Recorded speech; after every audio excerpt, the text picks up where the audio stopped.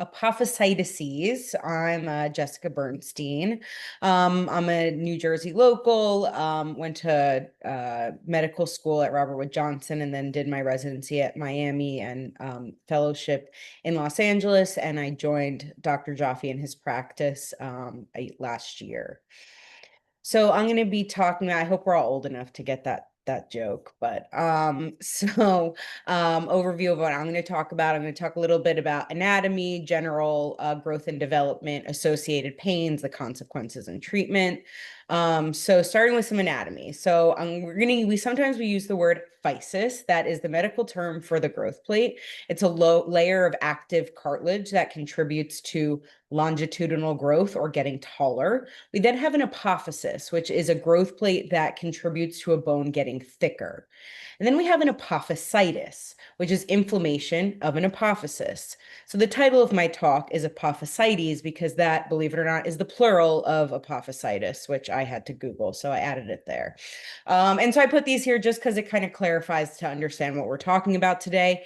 A tendon is the part of a muscle that attaches to the bone, and that's going to be important because that often happens at an apophysis. And my partners are going to be focusing on more later ligaments. And ligaments are soft tissues, different from tendons because they connect two bones together.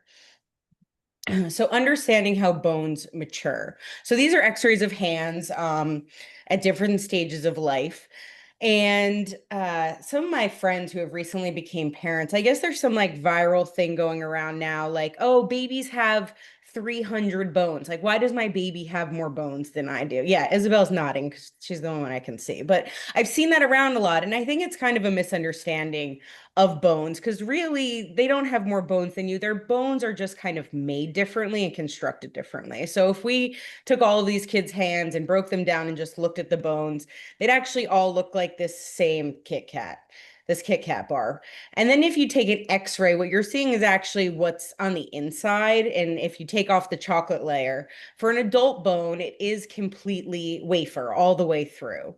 But at different stages of our life, that Kit Kat bar, if you take off the chocolate, is actually made of different material. So over time, so when you start out, the part that you can see on the x-ray is the wafer. There is a piece of bone there, but the most of that piece or that unit is actually cartilage. And over time, there are different areas or centers of bone that appear predetermined by genetics and anatomy. Sorry, I just changed the screen. That then over time, the cell type changes and they fuse together. Sorry, Isabel, I can't see my Your screen is actually still up. We could see the presentation. I can't see where I am. I see you. Shoot.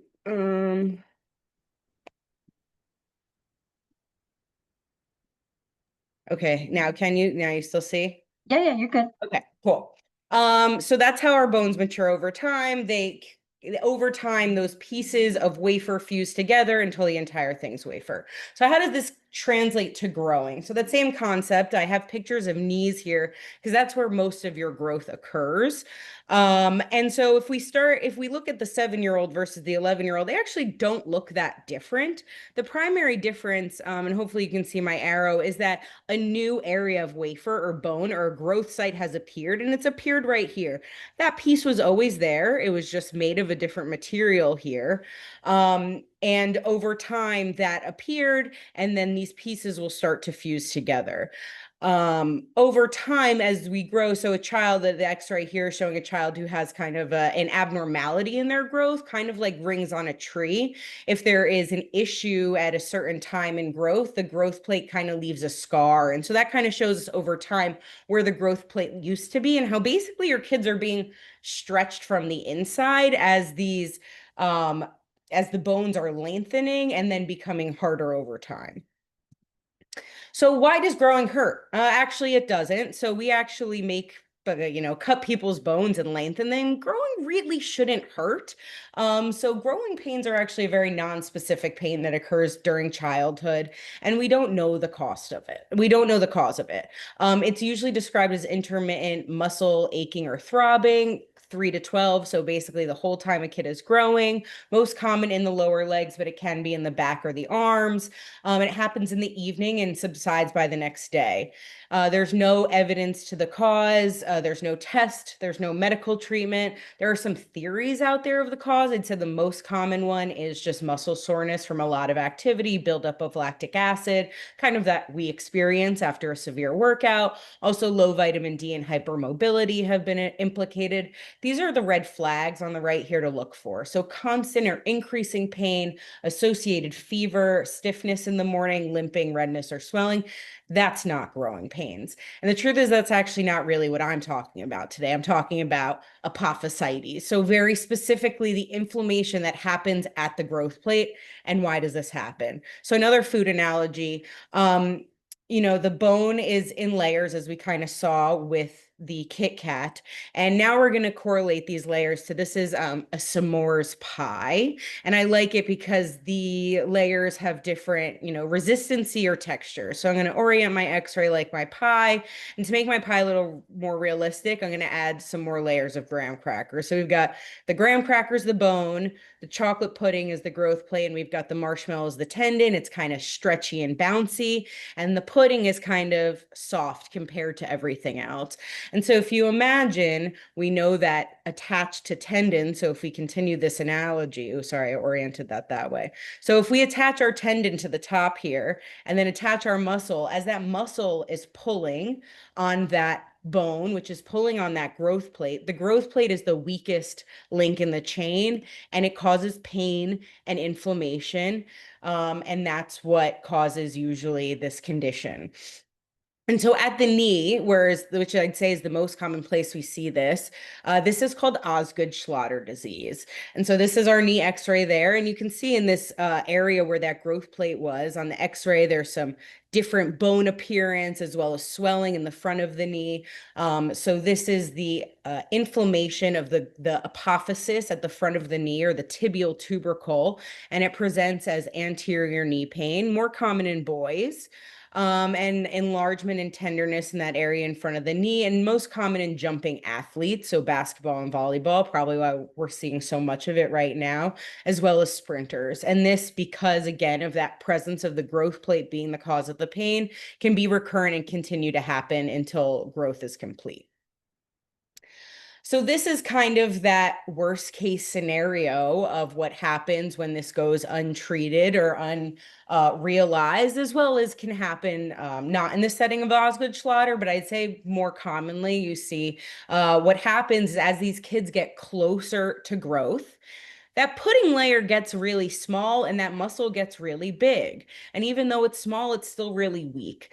And if those bones haven't fused together, that tendon can pull on and it can actually pull that remaining piece of bone off that hasn't fused yet. And that does require a surgical fixation. The other most common place that we see this is at the ankle, called Sever's disease. It's the most common cause of heel pain that we see in kids. It's due to Achilles and calf tightness, and they also sometimes have pain in their Achilles tendon. The same concept happens just before or during growth and is seen in running and jumping sports. The treatment is your classic rest, ice, NSAIDs, and physical therapy. So stretching detensions those muscles, takes that tension off of that growth plate layer and puts it back into the muscles, which can kind of compensate for it. I put growth hormone here because being on growth hormone does very significantly increase the cause of like injury to the growth plate. So that tibial tubercle fracture that requires surgery, as well as we certainly see it a lot more in the kids, just the inflammation and the Osgood-Schlatter on that as well, and can contribute to, because it contributes to prolonging their growth, can prolong the amount of time that they suffer from these conditions. Sometimes we immobilize them in casts or boots, and very rarely surgical surgery is needed unless there is a trauma that causes a displaced injury. That's it from me. We can turn it to the chat. Oops. Isabel, do you want us to keep going and do questions at the end, or do you want me to? Yeah, that's fine. There's no questions at this time, so we could keep going. Sure. Yeah. Okay. Thank you. That was great. Let me see here.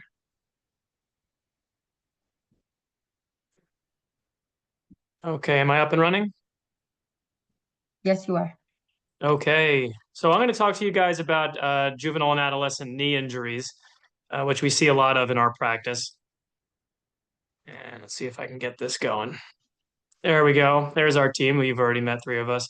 Those are our two PAs, Jill and Jessica, who are fantastic. If we're not around, we're in surgery, we're in the ER. You are always in great hands with them.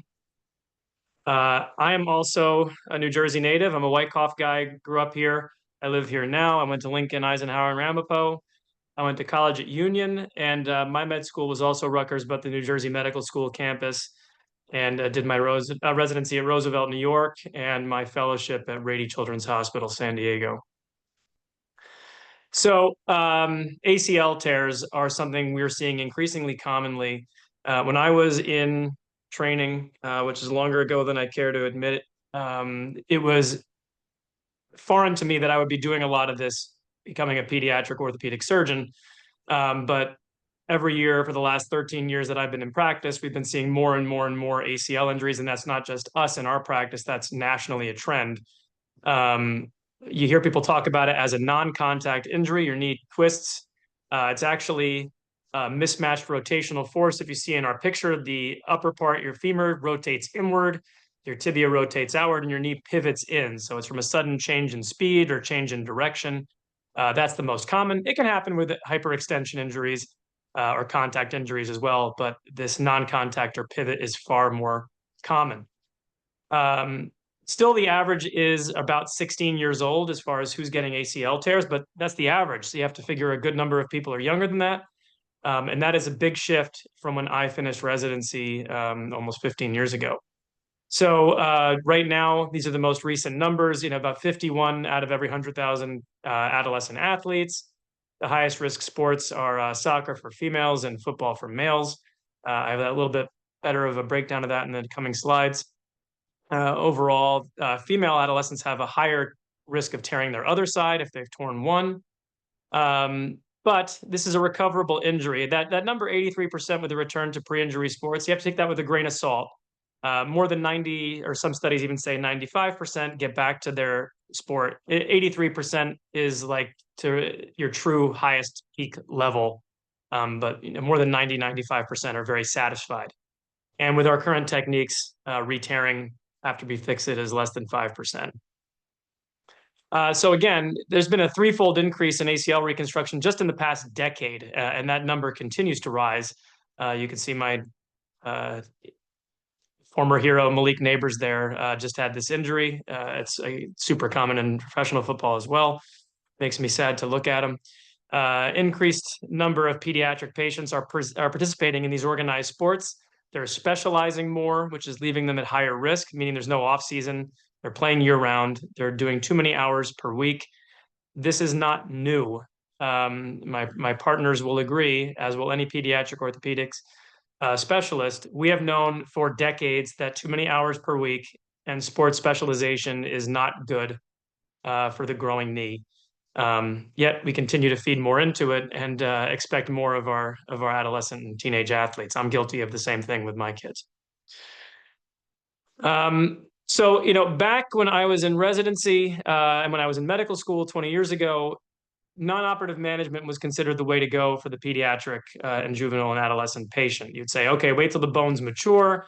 With the techniques we had at that time, we were having to drill through the end of the femur and the upper part of the tibia in order to fixate a reconstruction. And if you drill through a growth plate, which Dr. Bernstein presented so nicely, that damages it. So it's going to stunt the growth or cause the growth to occur angularly and create other secondary issues.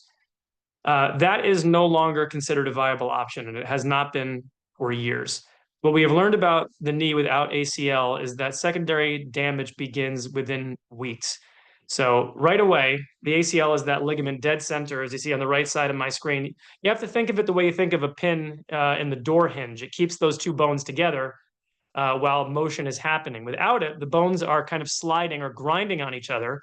They start to wear the cartilage down. They wear your meniscus down. So within 6 weeks, you start to see this secondary damage.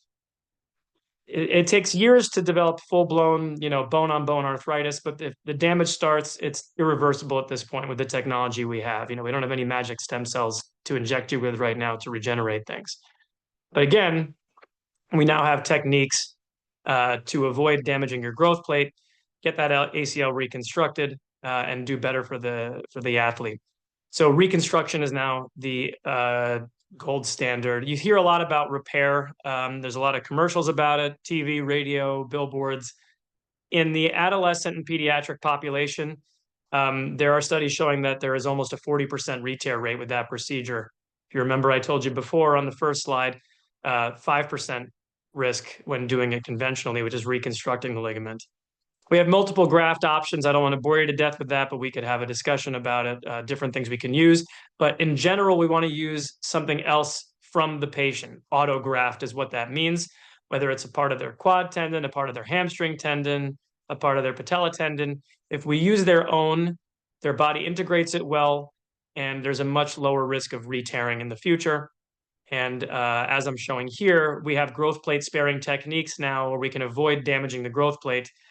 Here on the right is a case we did. You can see these guides going in through very small incisions, only one stitch in each, where we can triangulate on fluoroscopy and arthroscopy. Fluoroscopy is kind of like a portable X-ray.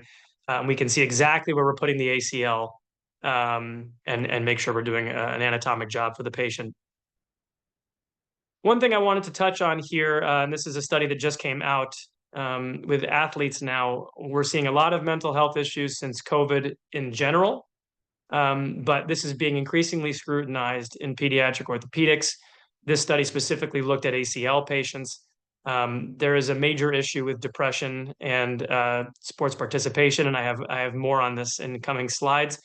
But adolescents that have depression, they use more pain medication post-operatively. We all know about the dangers of narcotic pain medication. You don't need to be an orthopedic surgeon to know about that. They have higher rates of stiffness, which makes the physical therapy become more challenging. And physical therapy is the most arduous part of this. It's a 6 to 9 month protocol to recover. And they're also more likely to require future surgery, whether it's for scar tissue, for other damage because of their stiffness. So it's something we're trying to be more mindful of.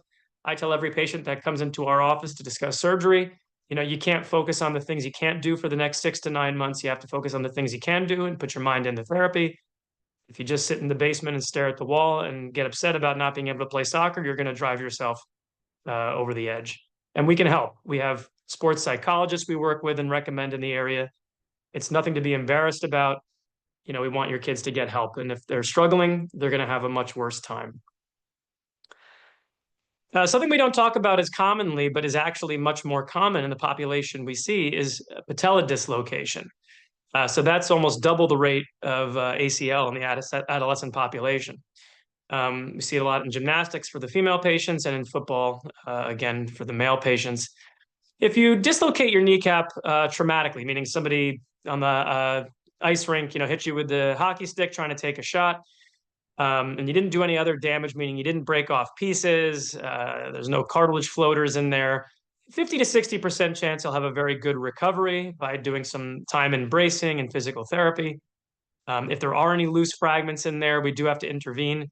You don't want to leave jagged pieces floating around in a joint. It's like putting sand in a machine part. It's going to do damage and grind your bones down and grind your cartilage down, end up with arthritis at a very, very quick pace. But the kids who are recurrent dislocators, they tend to have this chronically torn ligament that keeps the kneecap kind of suspended right there in the center. It's called the MPFL, the medial patellofemoral ligament. Or we find that they're just very loose from having dislocated it over and over again. It just gets very stretched out like a used up slinky. So, for some kids, this isn't actually particularly painful, but what happens is each time it dislocates, you can imagine the cartilage surface, it's rubbing on itself. And each time that happens, you're shearing off cartilage potentially or wearing it down. And again, you're going to accelerate the degenerative process. And this is something we can do very well as far as reconstruction goes. We used a double loop graft like the one you see here in the picture. We use biocomposite and biocompatible material to anchor the reconstructed ligament into the kneecap and to your femur. Sometimes we have to do more invasive things if there are anatomic anomalies. We could talk about that in a different lecture if you guys ever want. And this is an increasingly common injury in the immature patients as well, the ones whose bones are still growing, again, because of the increase in sports participation and specialization. And just as with the ACL, we have growth plate sparing technology and techniques, so we don't do any long-term harm. With this surgery, we can actually start them advancing athletic training at about 16 weeks post-operatively, and success rates are very high. You can see we get better than 95% results, avoiding another dislocation event. Just showing you here where we anchor it into the kneecap under fluoroscopy. Here's a clip we use to hold the ligament in place for kids whose bones are more mature. And then you can see in this photo, we're drilling below the growth plate to avoid any other insult. Just back to more generality about the psychology of all this and depression. There's this concept that's being talked about now. This is a recent paper from our journal of the the Academy of American Orthopedic Surgeons. Something called athletic identity. And what they did in this study is they looked at thousands of patients with a questionnaire aged 12 to 18. They tried to kind of gauge how important this is to our teenagers and our adolescents psychologically, and how much this weighs on them and how much it affects their lives. 74 of those kids identified as a team sport athlete, whereas the other 26% were individual sports like gymnastics or tennis. 44% of them reported playing multiple sports per season. Again, like I said at the beginning, that's a no-no. It's not a good idea. They're doing too much without periods of rest to recover. 91% of these athletes sought orthopedic care, or at least, sought to complain about musculoskeletal pain to their pediatrician. That's a staggering number. 60% reported managing a chronic injury throughout the course of a season. To us, that's terrible. And those with the highest athletic identity, meaning they were the most psychologically involved, one-dimensional, focused on their sport. They had real challenges with coping skills. So like I said, I talk to my patients and say, hey, this is not your only thing. While you're recovering from this ACL surgery, we need to find other things to do so you don't drive yourself off the edge. And this study did not investigate parental influence. I like to remind every parent, be a parent. Make sure your kid's taken care of mentally. Make sure they're doing other things. Make sure they know there's more than just one dimension to them. So to summarize, injury rates in juveniles and adolescents are steadily increasing. When it's indicated, don't deny. We have kids that want to just put on a brace or put on KT tape and get back in there. Don't do that. It's going to result in increased joint damage. Let us help you. Surgical options technology have afforded us great treatments for growing patients. We don't have to wait anymore. And watch out for issues with mental health and be a parent first. There's me and my brother. He assisted me covering a recent Ramapo football game. We're both alumni, except we were both on the math team, not on the football team. Please feel free to call us if you ever need anything. Marissa's our office manager, and she can help you with stuff about getting in or any other needs you might have.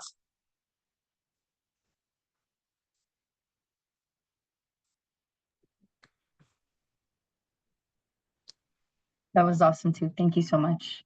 Okay, thanks. And again, no questions at this time. All right, then I'll wrap things up. My name is Hakan Pelavan, and I also work with Dr. Jaffe and Dr. Bernstein. I'm going to go ahead and share my screen here.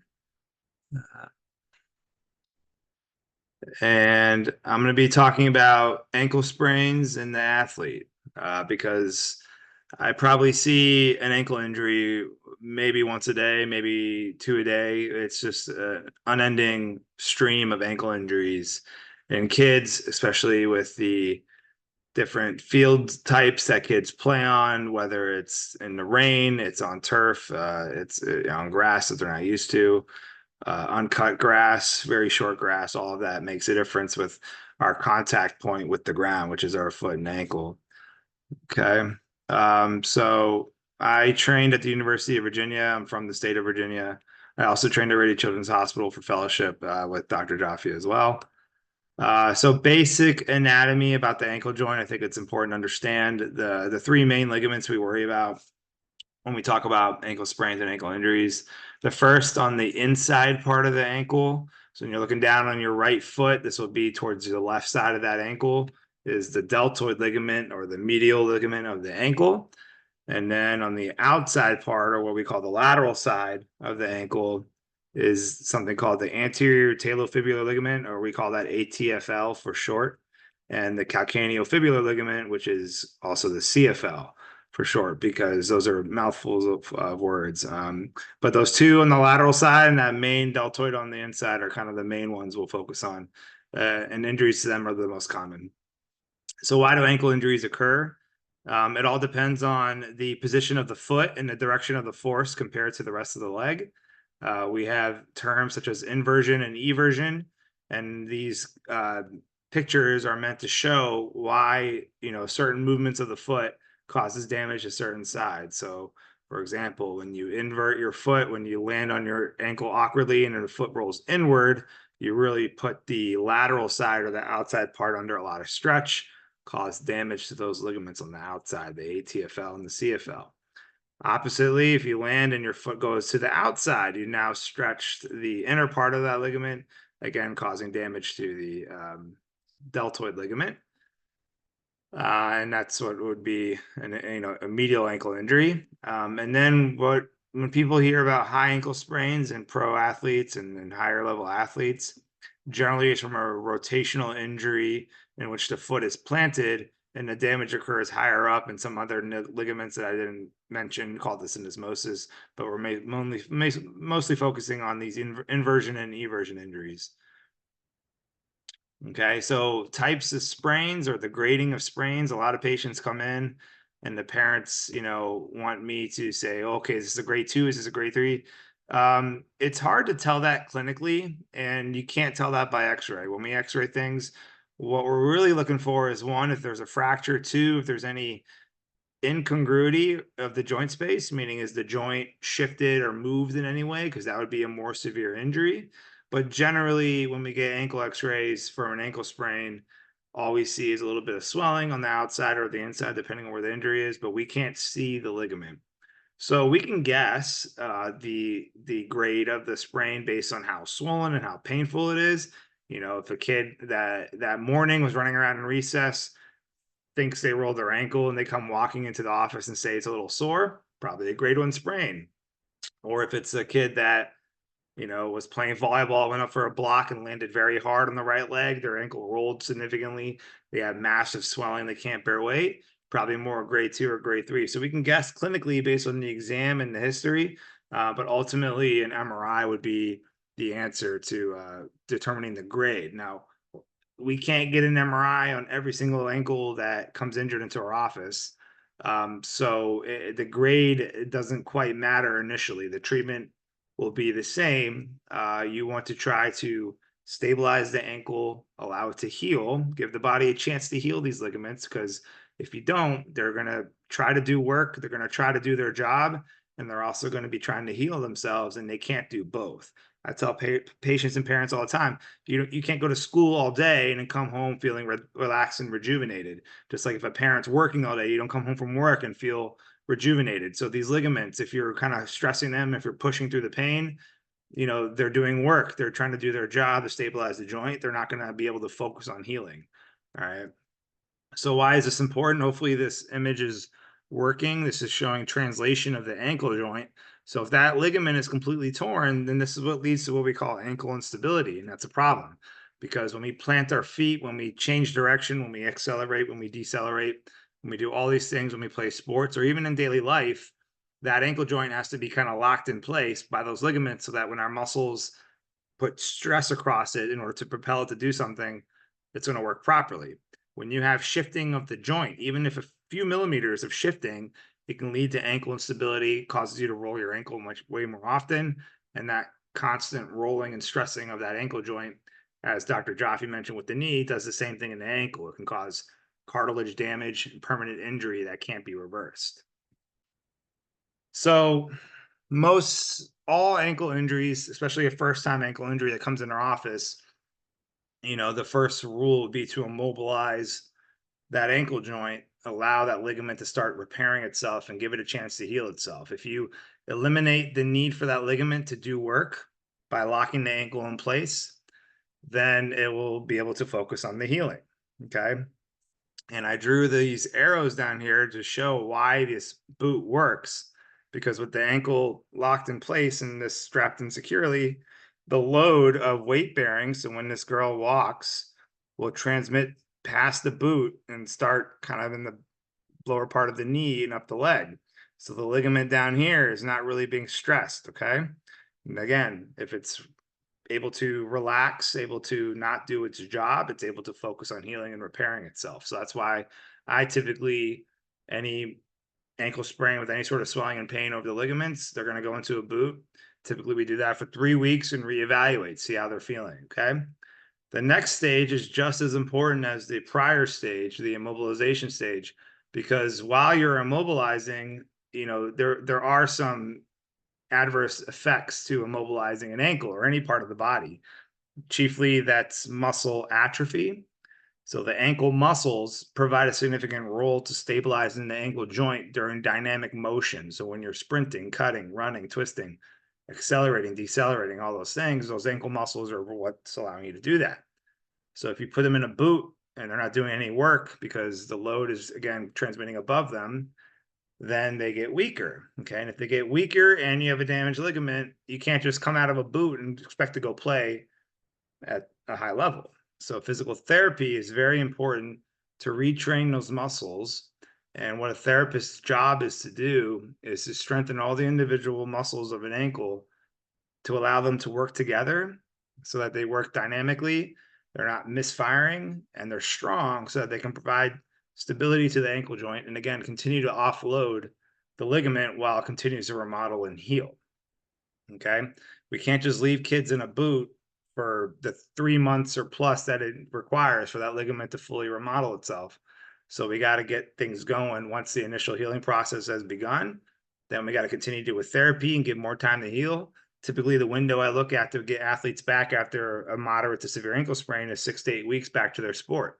If you go back sooner, you risk a significant re-injury, and then you're looking at a ligament that's not going to heal itself because eventually the body will give up on healing if it keeps getting re-injured.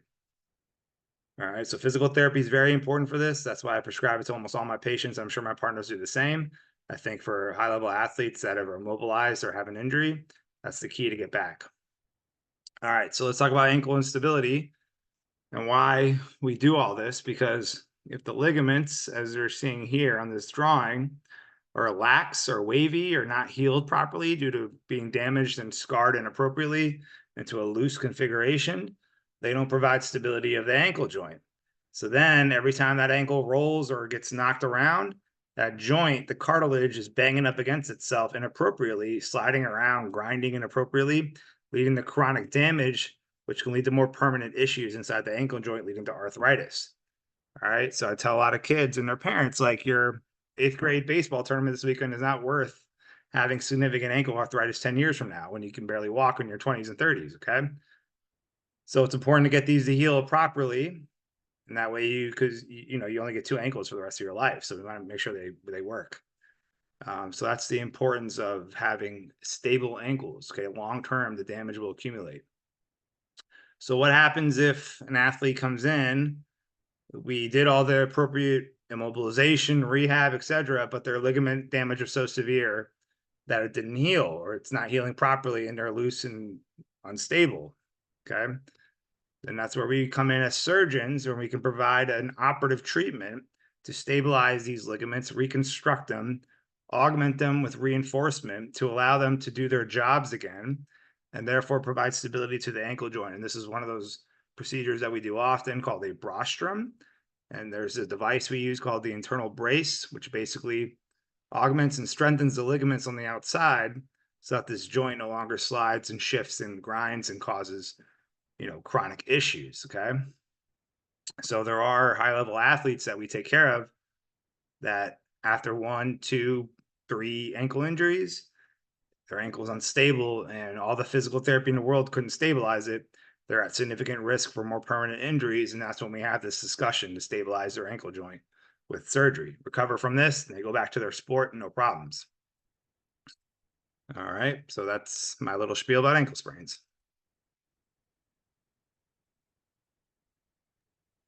Awesome. That was great too. At this time, if anybody has any questions, please put them in the Q&A. But for now, I do have one question. If a child does have a bone injury, how can parents know what's best, whether they go to the ER, urgent care, or if they go to a primary physician?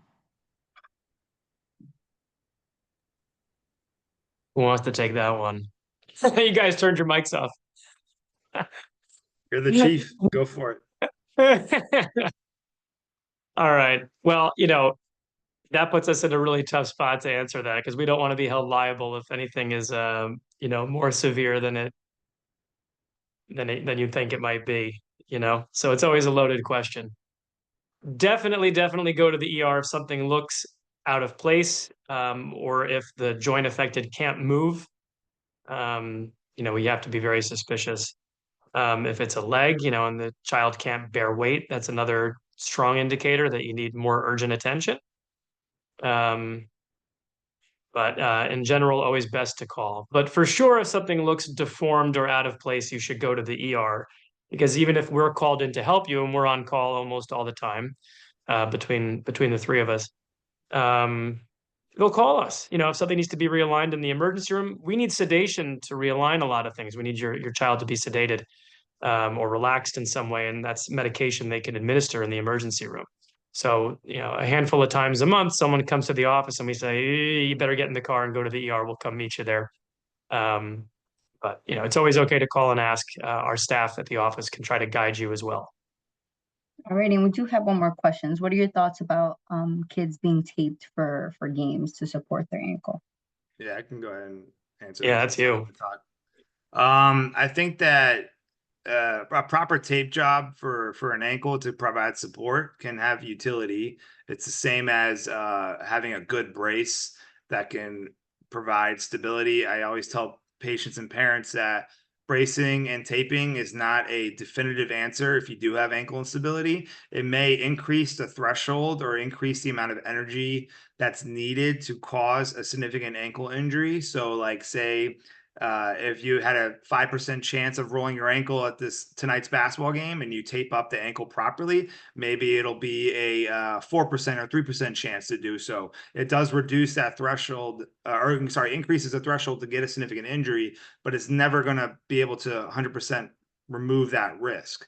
So I do allow patients that have rolled their ankles and have had a significant ankle sprain recover, and they say, can my trainer tape it, or can I get an ankle brace? And I say, absolutely.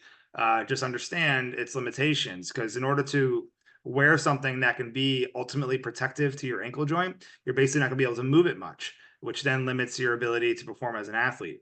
So on the flip side of that, I tell patients, don't buy like a sleeve that is like a compression sleeve. It's basically wearing like a second sock, because then it's not going to achieve anything. Okay. So I think a good ankle brace or a good tape job can provide stability, can again increase the threshold needed to have an injury. And so I do believe in that. I think that just slapping on a couple slabs of tape on the side and saying, okay, I taped my ankle, I should be fine, that's different. So I think you have to put thought into how you're taping. There's good YouTube videos you can find. You can work with trainers, you can work with your physical therapist, but making sure you're doing a good job of the taping is vital to making sure it's actually going to function. Or you just buy a reusable ankle brace that's comfortable for the kid and does have some stability and rigidity to it, so that way it can do the same thing. I'd point out, as much as we can tape ankles, there's not really anything that supplements for the knee. There's not really an equivalent of, there's no like, oh, we can tape the ACL. There's not. That's as much as we correlated those two. I just want to ankle injuries are much more easily stabilized in bracing than knee injuries, just due to their anatomy. There was another question. It looks like, do you see osteogenesis imperfecta?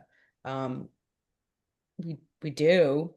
Usually they're seen in multidisciplinary clinics. I'd say the complication with that is that usually they see a lot of different doctors and need different accessibility.